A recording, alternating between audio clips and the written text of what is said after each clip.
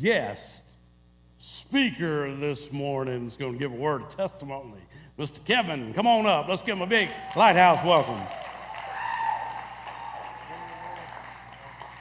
It should be. I don't think I'm on. Okay. Am I on? I'm on. Good morning, everybody.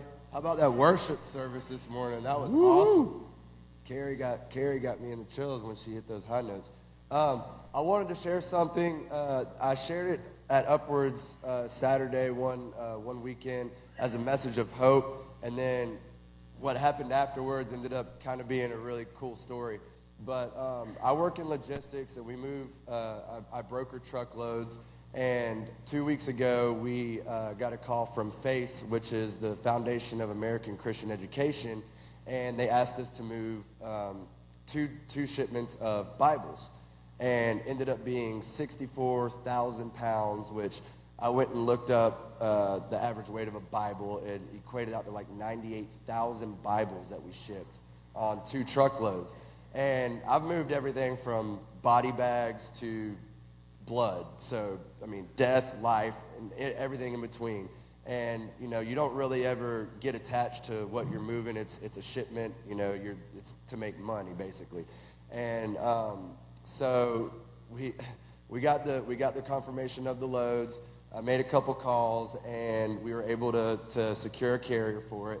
And I ended up getting like a 25% margin on the loads, which is pretty high for this industry. And as the week went on and the shipments were about to go, I started just having this feeling like, you know, maybe I shouldn't be making this kind of money off of me. I'd rather just, you know, but I can't go to my director and say, hey, let's move this for free. You know, we have costs that we have to cover and all that business stuff, but it just didn't sit right with me that we were making that much money off of moving Bibles. And so as the week went on, the trucks show up, they pick up.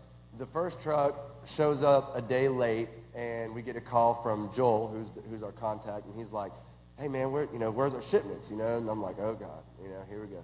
The devil's already trying. You know, he's trying to stop these Bibles from getting where they got to go. And so call the carrier. The carrier, you know, they always got an excuse for something, and they don't know what they're hauling. You know, we actually were told not to tell the carrier what they're hauling because it could exempt certain drivers. You know, if they have a Muslim driver, maybe due to their faith, they don't want to haul it or whatever. So they didn't know what they were hauling. They didn't know, you know, that they're getting Bibles to people who need Bibles. And so, you know, we'll be there tomorrow. Well, Joel, you know, they're not a big outfit, and so they actually had to hire people to come in and unload them and rent a forklift and everything. They weren't, you know, they're not prepared to receive shipments like that on the regular. So, you know, they had a crew show up for nothing. Bibles didn't get there. Next day, the first truckload shows up, and everything goes smoothly. And the second truckload had to get pushed back a day as well. And so the third day, I get a call in the morning, and the truck's supposed to be there at 7 a.m., and Joel's like, Kevin, where's the truck at? I'm like, oh God, not the way I want to start my morning. Call a guy, he's like, all right, we hit some traffic, you know, we'll be there in 2 hours. Okay, I'm like, devil's still trying to play with these Bibles. And so 2 hours later, I'm calling, I'm making sure I'm on top of them, and the truck shows up. Joel's like, hey man, your truck's here. I'm like, great. Get a call back about 15 minutes later. He's like, well, your truck's here, but now it's stuck in the mud. And it's 100 yards from a dock, and, you know, we're not going to go out there with a forklift and bring them 100 yards, so, you know, they had to get a tow. So then they had to wait on a tow. And, you know, that takes a big truck to get, you know, 32,000 pounds of a truck, you know, out of the mud. And so while all this is going on, the crew's waiting. They're still incurring costs. They had to rent that forklift for another day. And I'm like, man, the devil's just really working on these Bibles right now. Well, then I get a call back from Joel, and he's like, look, Kevin, like, we appreciate y'all staying on top of it. We know things happen in this industry. He's like, but, you know, we really probably need to talk about this invoicing because, you know, I had to pay my guys to stay over, and that you know, it cost me a lot of money to rent this forklift. And normally, you know, my business side would kick in, and I'd be like, well, you know, those things are out of my hand, you know, and there's really nothing that I could do. Well, at that moment, I was like, you know what, Joel? Send me all the costs. We'll take it off the invoice. And when I hung up the phone, I finally realized that it wasn't the devil that was playing with all that stuff. It was God. And God got those Bibles moved for nothing. So that's my story. So I thought that was pretty cool. I'd share that. Woohoo! Thank you, brother. God is at work. And sometimes you think it's the enemy, but it's God all along. This morning we want to talk about getting out of a slump. Romans 12:11 says, not lagging behind in diligence, fervent in spirit, serving the Lord. Now we all hear slump most of the time. In the baseball world, a batter goes into a slump and, he can be 0 for his last 32 or 1 for his last 27. And then all of a sudden he can come up and he can what? One at bat. It could be a little dribbler that gets through and he gets a hit. It could be a home run. It could be anything. That one thing will send him out of the slump and send him right into a surge to where he can be hotter than hot as ever even dreamed of. I mean, the ball can look like a big volleyball coming in there, and he's just up there just whacking, hitting home runs, and we've seen baseball players do that all the time. Go from a surge to a slump, go from a slump to a surge. Not only does it happen in the baseball world, it happens in the spiritual world. It happens in the church. We have those seasons of life that we go through. And believe it or not, we all go through seasons. There's times to where the sun is shining in our lives and it's springtime and we're excited and everything's going good. There's other times that in the springtime there's thunderstorms and it's dark and it's hailing and tornadoes are coming every which direction. There's just so many different seasons that we go through. Some were surging, others were slumping.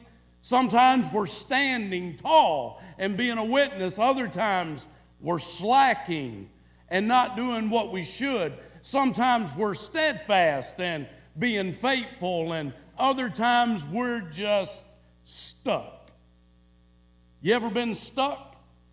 Some of you may be stuck this morning. You may be stuck in a rut, stuck in a slump. And today God's going to let you know that He has a recovery plan to where you can reset, reboot, get back on track, get back to surging for God again, get back to having that fervent spirit so you're not lagging behind. But whatever you're doing for the glory of God, and you're being productive and effective. We all like that surging. We all like to be just like a baseball player gets in a zone. Us as a Christian in the spiritual life can get in the God zone. I mean, we can. We can get in the God zone to where we're seeing God, to where, we're made up in the way that we're made up. We're made up of spirit, soul, and body, and we have emotions, and our emotions are the shallowest part of our nature, but yet they seem to play such a huge role in our lives. And it's great to be emotional. It's great to be able to feel God. But I'm telling you, whether you feel God or whether you don't feel God, He's still God. Whether you feel Him or don't feel Him, He's still moving and He's still working. But it's great to be in that God zone, to where you are feeling Him and you're close and connected and excited and energized and riding high. You're experiencing God. You're experiencing breakthroughs in your life. Things that you never thought you'd overcome, now you're overcoming them. Now you're soaring, you're surging. This is great. This life is so fulfilling. It has so much purpose to it. I just love Jesus, and I just love life. And then the spiritual slump comes. And that's a dry spell. That's where your emotions no longer are feeling God. You just feel so distant. You feel like God is nowhere in the area code. You just feel like everything in life is just pulling you down. You're so distracted. so discouraged, maybe even depressed and disconnected. And I know I've went through periods of being discouraged and depressed, and I know that it just drains the life out of you. Physically, it makes you tired even when you're not tired, because you're just depressed and you're just pulled, and so many things are there that are on your mind, and so many things that are just not going the way you want them to go. And it just drags you down to where you're emotionally weak, and physically you're fatigued, and spiritually you just feel like you're a million miles away from God. And life is just such a grind. I mean, every day you get up and it's just a grind. You're just exhausted. You just feel so empty, and you have no fulfillment in life, and you've just lost your focus completely. You're just weary, you're just weak, and you're just worn. Man, that's a huge difference from that spiritual surge. And when you get in this mode here, I mean, it just feels like it's never going to end, and it feels like you're just trapped in this circle. Not the circle of life, but the circle of death. And this is what's so disheartening about it, is we can come to church and we can get so used to acting like here that everything is good when it's not, when we're so far away from God and we're so desperate for God. But yet the people that we're hanging with on Sunday morning are faking it just like you're faking it. So you can't sense even the presence of God working sometimes in other people's lives, because we get so used to living in denial. We get so used to putting on the mask and the face, and we're just trapped in that cycle of just going in a circle, the circle of death. I read something interesting this past week. You know, a lot of times we tell the story of a caterpillar, this ugly little black worm, turning into a beautiful butterfly and going through metamorphosis of literally its entire nature changing. But I ran across something this week, and it was by a scientist of a project that he done to be able to prove the caterpillar and how they just follow each other, and they'll follow each other all the way to their death. They don't have a queen bee. They don't have a leader of the pack. They follow each other. So what he done is he took this flower pot, and he lined the flower pot all the way around it with caterpillars. And in the middle of the flower pot, he put the caterpillars' most favorite food that they love. So what they start doing is they start marching around the edge of that flower pot. And they follow each other. So it doesn't matter if one falls off, they just join with the next one. So what they're doing is circling. But his experiment showed that after 7 days, what they were doing was they were walking to their death. They were marching to their death. They just go around and around the flower pot with life sitting right there in front of their face, literally inches away from them. But they circle and they circle and they circle all the way to their death. That's pretty cool, wasn't it? Pretty cool experiment, pretty cool. Because it illustrates what we do sometimes. We get caught up in that cycle, and what we're doing is we're circling and circling and circling when life is right there. When there is a recovery plan, there is a reset button, you can have life again. You don't have to feel so far away from God. You don't have to be in that rut. You don't have to be stuck. You can be delivered. You can get back where you need to be with God. He can restore your joy, renew your mind, and transform your outlook. But yet, we just follow each other. And we follow each other all the way to just being so far and so distant from God that we don't look any different than anybody else from the world. It's easy to get trapped there. It's kind of like the two-bird illustration that I've used before. It's so easy to get into a lesser loser mindset way of thinking that you forget that you are a child of God.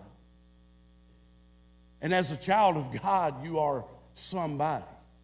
You are connected to Elohim, the Creator God. You're connected to Jehovah, to the God of possibility, to the God of miracles, to the God of breakthroughs, to the God that can overcome and conquer anything in your life.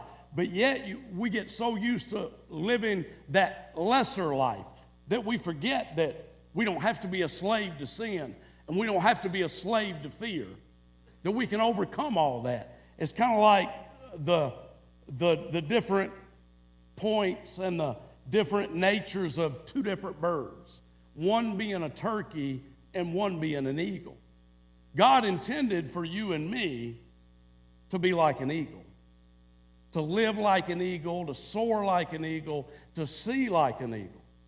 But yet, we get so stuck in those ruts to living that lesser life that we live more like a turkey instead of an eagle. Let me give you just a few little different things. A turkey spends 99.9% of his time of his life on the ground, just scratching along. His eyesight is not very good. They can only see what is right in front of them. They're unable to rise above their problems a lot of times. And you know, as well as I know, it's that time of year to where they just gobble about their problems, about people. And you know, that's what we do. We're turkeys. So we just gobble about this, that, and the other. They live for today. They don't see the big picture. They get their feathers ruffled easy. They're fenced in by the perception of who they are. They're not gifted. They're not creative. They're not special. All they are is just a good Thanksgiving dinner to most people. That's what a turkey, that's their mindset. But an eagle, on the other hand, is what we're referred to so many times in the Bible.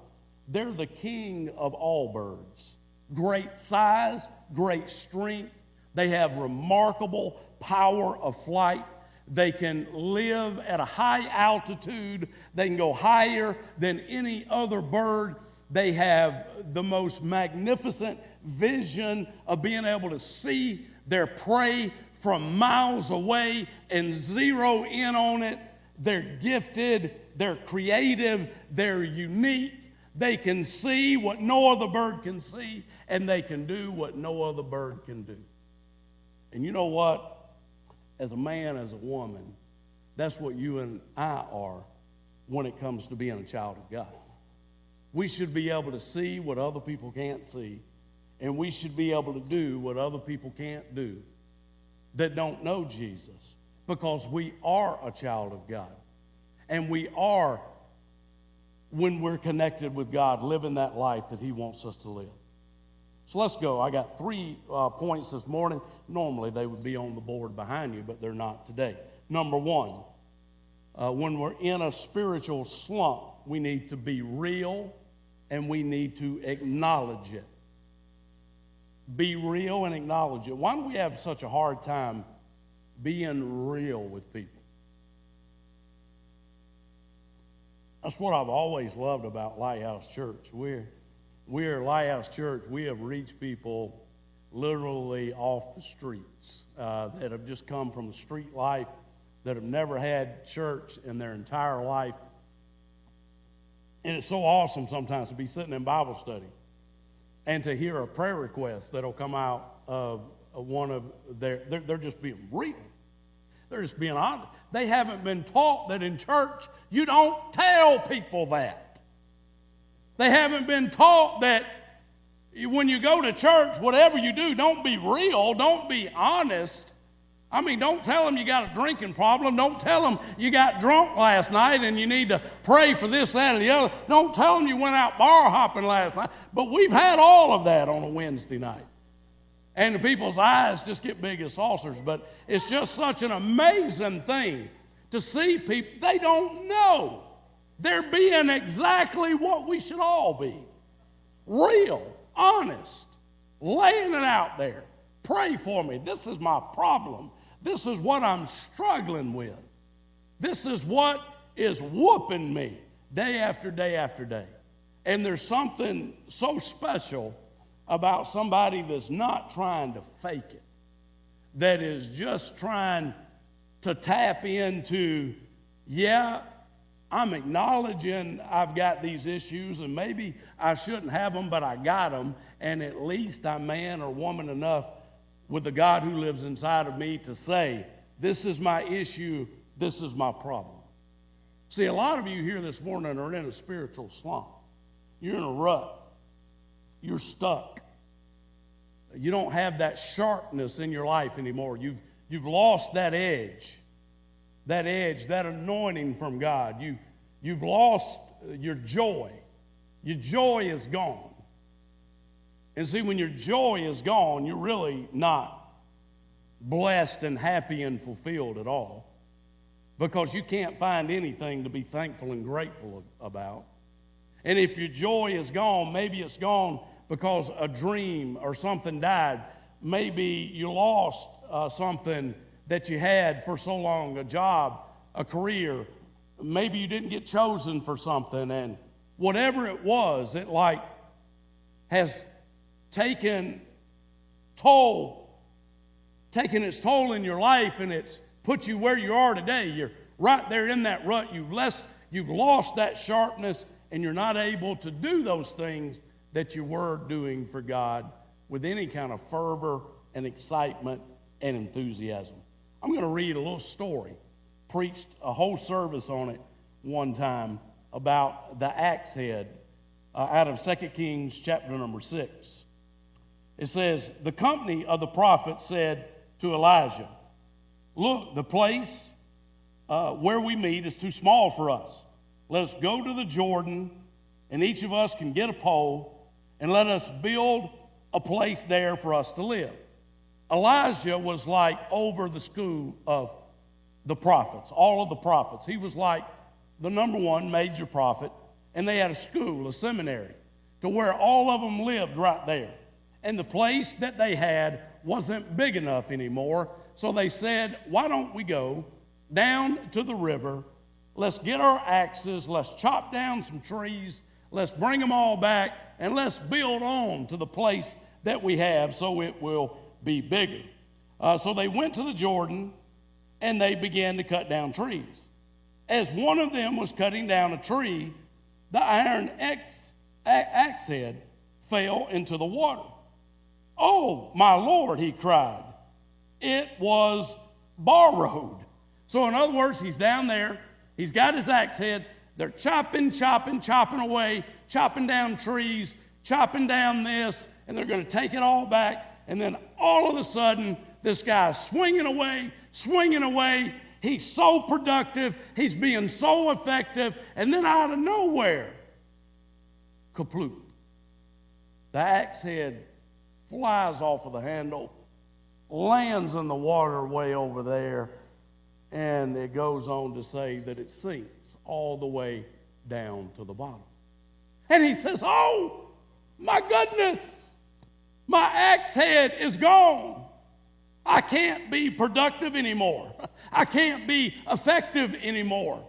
And not only that, it was borrowed.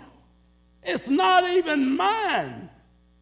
And now I got to go back and tell the person that I borrowed it from that I lost it.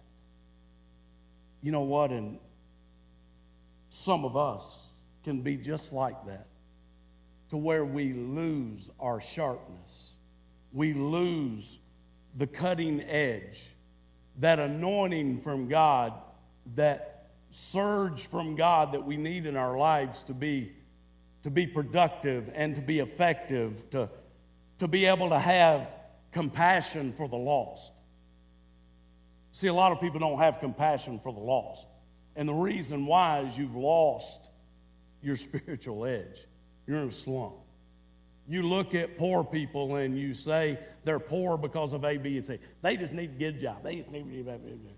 You look at people that's got issues and problems, and you say, well, if they just wouldn't do that, they need this bill over here paid. Look at them. They all got cell phones. Blah, blah, blah, blah. And we've lost compassion even for the people that should have our compassion.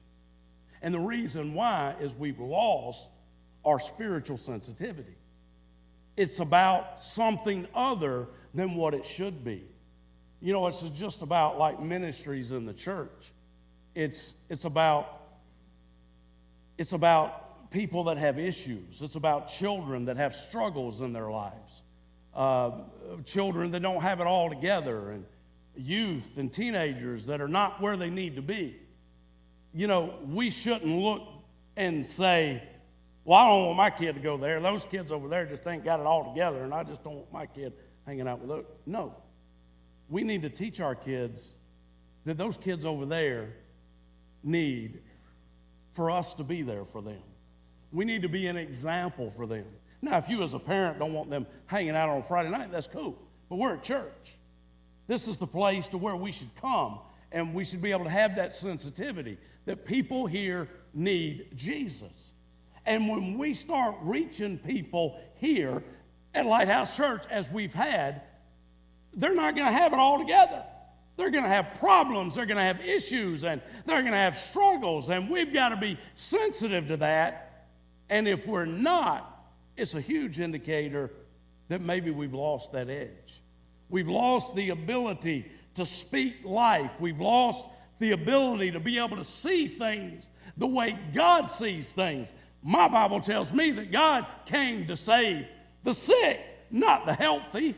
He didn't come for those that had it all together. He wants those that are laying in a bed of sickness that says, I'm bankrupt, I'm distraught, I don't have it together, I can't fix my life, and we cry out to desperation to God.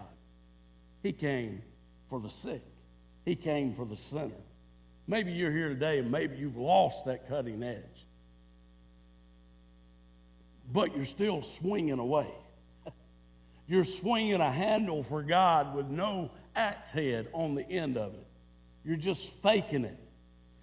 There's no productivity there. There's no joy there at all. You're just pretending. And you know what? You can pretend and teach Sunday school every week. You can pretend and teach children's church every week. You can pretend and sing every week. It doesn't stop you from swinging and doing, but you just lose your effectiveness. You lose your productivity because you do it in your strength, you do it in the flesh instead of doing it in the spirit. And God can take something that is done in the spirit that's not done nowhere near as well as some can do it in the flesh, and he can accomplish more through it, through less with somebody that's filled with the Spirit than somebody who can sing and raise the roof off the building, but does it all in the flesh. Maybe you're here today and you've lost that and you're still swinging away. Maybe some of you are here and you've got two choices. Either you keep swinging or you just quit. You just quit swinging. Let somebody else do it. Let somebody else pull the load. I'm tired. I need a break. Let me rest just a little while. If God ever says he needs to rest, all of us are going to be gone just like that. So just remember that. He's the reason why we're breathing. He's the reason why we move and we have our being. It's all him. If he decides to take a break, man, it's really going to fly out of whack and going to fly out of control. See, the problem is really twofold. Notice that we not only have a you problem when we lose our axe head and we lose our productivity, but we have a God problem. Because the guy lost his axe head. He couldn't be productive anymore, but he said something significant. He said it was borrowed. It wasn't even mine.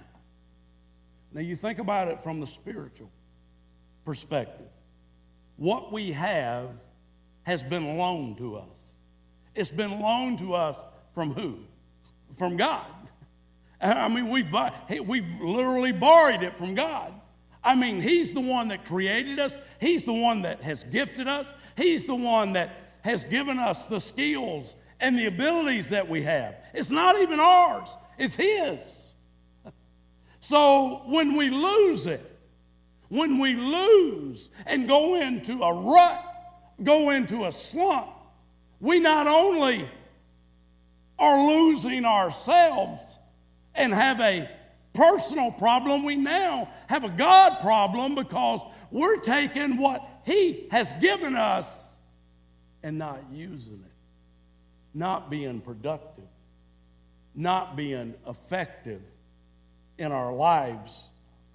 And the very first thing we have to do is we just have to be real and admit it. Accept responsibility. It's so difficult for people to do that. It's like people will just give you excuse after excuse after excuse without accepting responsibility. I know in dealing with so many different young people through the years, I mean, young people can make, anybody can, but young people make a lot of decisions sometimes to where they're just not really thinking. They're just, I know we came back from vacation one time, and I came in early the next Sunday morning, and there were Budweiser cans laying all over the kitchen, and I'm like, they didn't know I was going to come in this morning.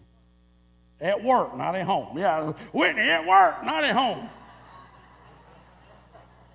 And I'm like thinking, no. And then I'm like thinking, surely they were drinking these Budweisers after 9 o'clock.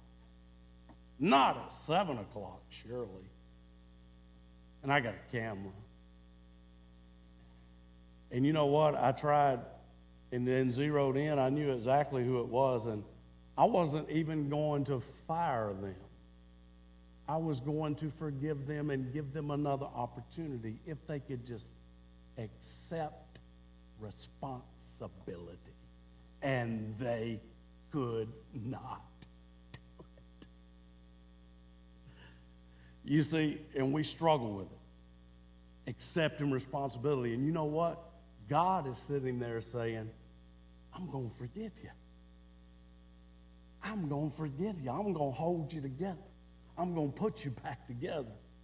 But for some reason, we just can't admit it, and we just can't be real with God. There's something about pointing fingers and blaming others, and it's everybody else's fault when God is just looking at you and saying, accept responsibility because it's about me and not about all this other stuff.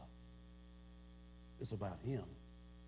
So we have to admit and acknowledge and be honest with Him that this is not where it needs to be in our lives. Number 2, we need to be reflective and accurately pinpointed. So we need to be real, and second of all, we need to be reflective and accurately pinpointed. We need to pinpoint what? We need to pinpoint where we lost that accent. We need to pinpoint something in our lives to where that's where I lost my effectiveness. That's where I lost my productivity. And it's always going to center in something fleshly, something sinful, something prideful, something selfish. Always. Maybe it could just be apathy. It's easy to get that one. I mean, you just get lazy. You know you need to be doing this, but you're just not doing it. You know you need to be praying and seeking and pursuing God, but you just stop doing that because you get busy, you get distracted. Maybe it could just be your attitude. Attitude is, man, it's everything in life. I mean, it is. Attitude determines your blessings. It determines the outcome of so many different situations in your life. But when you have that attitude of what's in it for me, you get selfish and you get prideful. Maybe it's your allegiance. Maybe you've left your first love. Maybe you drifted away from God and you've become more important in your life than what God has, and you've lost that first love, just like the church at Ephesus in the book of Revelation. And even though you can still be doing all of those things you were doing for God, you've lost your joy and you've lost your effectiveness.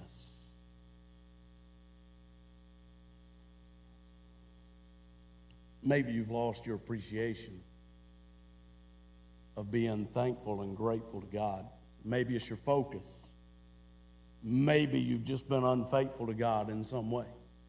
You've just allowed something into your life that doesn't need to be there. Maybe you haven't been faithful in your stewardship. You haven't been faithful in your serving. Maybe it's a conflict in your life to where somebody hurt you and you've held on to it and you've not forgiven. And it's festered in your life, and it's just taken over your life. It's just like a weed that just takes over. It takes over everything good in your life. Even though that's only one little incident and one little conflict that you had in your life and one relationship, and even though you were hurt and devastated, that one weed that we don't take out takes over everything that is good in our lives. It takes time, but it takes it all. And it takes our productivity. It takes our effectiveness. And we give people and we give the enemy the power to be able to take that from our lives when God says, I've got a recovery plan for that. God's recovery plan is never easy. I mean, forgiving someone's not easy. Admitting and acknowledging sin and shortcomings in your life is not easy, but that's God's remedy. That's His recovery plan. That's His way of getting you and me back on track. But in our pride, sometimes we can't take those two steps. So we end up following each other and following other people that are living in the same denial that we're living. And we're just circling in circles. And there's no life in us whatsoever. We wonder why things are not more effective and wonder why we're not accomplishing more. And it's because we're all following other people that are swinging with no axe head just like us, trying to make everybody think it's all good and it's all okay when it's not. Did you know that there's some great people in the Bible that lost it? And if they lost it, you're going to lose it too. I mean, think about Elijah. Elijah, this great man of God, lost his cutting edge. You remember he's going up against all these Baal gods. So he has this big display of the one true God against all the Baal gods. And what they're doing is they're trying to call down fire from heaven. So the Baal gods all have their opportunities. I mean, they're like cutting themselves, everything, and nothing is falling out of heaven. Nothing's happening. And then Elijah comes on the scene, and when he's going to call out to our great God, he even takes the altar that is there, and he pours water all on top of it. He fills up all of the ditches with water, so that when fire is called down from heaven, it's going to be extra difficult for God to be able to accomplish what he's praying to accomplish. And he does all of that, and he prays. Fire falls from heaven and consumes it all and sucks up all of that water to be able to let these Baal gods know that there is one true God of the universe, and he is Jehovah. And within a matter of a few days, that same great man that had all of that productivity and effectiveness in his life was running from a woman named Jezebel. And he was so depressed and so discouraged that he sat down up under a juniper tree and just wanted to die. He just called down fire from heaven. And he's letting a woman ruin his life. Yes, he did. He lost it. But you know what? He got it back. Abraham lost it. David lost it. So many people in the Bible lost it. If they lost it, you're going to lose. You're going to fail. You're going to fall. You're going to get stuck. You're going to get in a rut. If they did, we will. If they got depressed, we will. If they fail, we'll fall. But will we be real and acknowledge and admit it? Will we be reflective and let God pinpoint exactly where we lost it, exactly what it is? And third of all, we need to be revived and let God activate on the very spot that is pinpointed. You see, that man, he lost his axe head, and it says, if you go on down and read verses 6 and 7, the man of God asked, where did it fall? When he showed him the place, notice what Elijah does. Elijah cuts a stick, throws it out there in the place that he points at, a little stick, and when the stick hits that little spot, it says that the iron floats from the bottom all the way up to the top. And then notice what he tells him. He says, lift it out. And he said, the man reached out his hand and took it. The reason why he said lift it out was because it was going to remind him of the value of what he lost. You reach down, pick it back up, because it was at the bottom. Now it's at the top. It was gone. It was lost. You know, and some of you feel like that what you had with God is gone. It's lost. It's never coming back. No, God says it will if we'll let him activate on top of it. It'll be just like that stick going in the water. It'll float to the top, and you reach down and pick it back up because God will give it back to you again.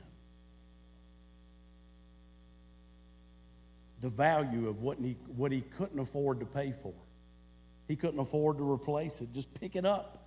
Get back to work. Get back to swinging. Hook that thing back to your pole and start swinging. Get your connection back. Get your edge back. Get your sharpness back. Get your energy back. Your motivation back. Your excitement back. Be an encourager again. Be a giver again. Be a doer again. All those things you haven't wanted to do. There's been no desire there to do it. Breathe life into others again. You've been grumbling and taking life and bringing your negative attitude everywhere. Start breathing life into others. Be a change agent again. A difference maker again. And if you've lost it and you're in a slump, you can come out of it. Just as quick as a baseball player can get one hit, is as quick as God can take you and me and get us from where we're at down in the dumps and resurrect us and activate us and forgive us and get us back to where we need to be. But God's going to do his part. He's faithful. The question is, are we going to do our part? Are we going to be able to be real? Are we going to be able to accept responsibility? Are we going to be able to say, that's what it is, God. I cry out to you. It's this. It's right here. I'm putting my finger on it. This is exactly what it is. This is the sin. This is the attitude. This is the apathy. This is where I lost it.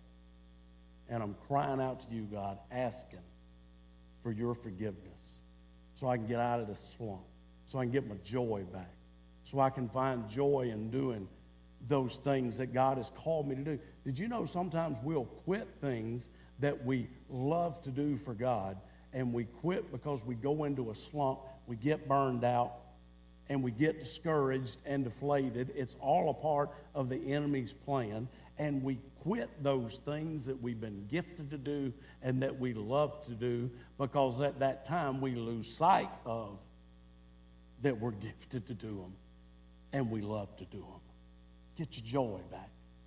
When you get your joy back, you'll realize just how valuable those things are and how precious those things are, and you'll hold on to them a little bit differently than what you did before. Let's stand by it.